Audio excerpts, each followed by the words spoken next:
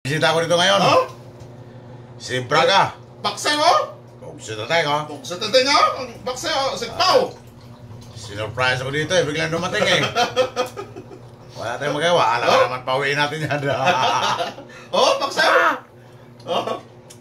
Ano ba ngayon? 16? 16, oh, 16. November 16? Ito, dumating oh.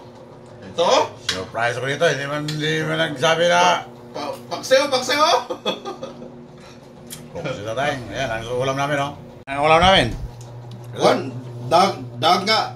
Pobre man itong inabutan niya oh. Oh, dilaw na kanin, oh. Oh. Ito ang mga pinobre na.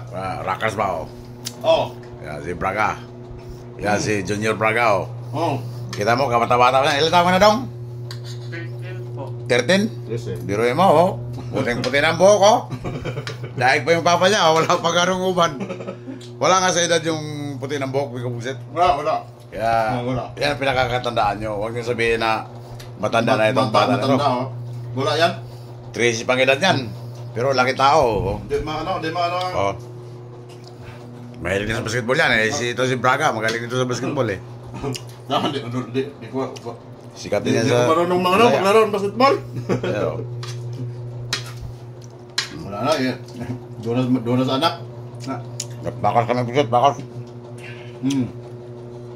God. Yung dinatnan niya, pobre. Yan, bigat. Ito ang pinakamaganda. Ano